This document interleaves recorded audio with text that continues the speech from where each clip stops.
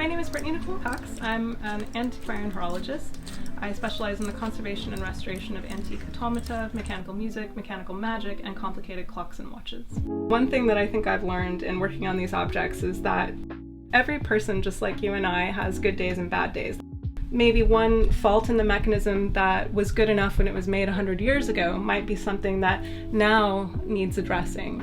And so when you're working on a mechanism like this, you're kind of learning about that craftsman as you go as well. This is a mystery clock made by Robert Houdin. The hands move through the movement of the glass. And I can't tell you exactly how because I would be breaking the magician's code, but there's a mechanism here in the base, and when you wind it, it allows movement to travel up through the glass panels and operate the hands.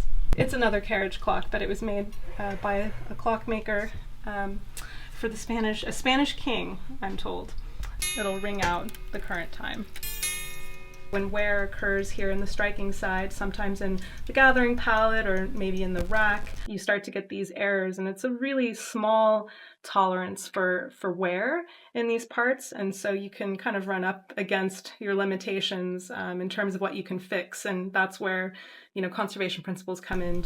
The action is really smooth, so I'm not, you know, kind of getting in there and struggling to make the cut. So having this nice flush edge here, I can see the clearance is really good, so when I go in to make my cut, it's really clean and clear, so that's also really nice. The fact that you can adjust this for your hand size, you know, I have very little hands, so this is really nice. The last adjustments I need to make are with the timing of the lid lift and the bird emerging from the nest.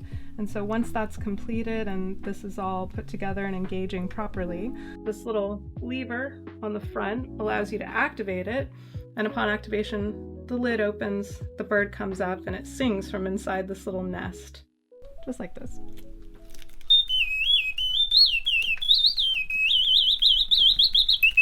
My name is Nicco.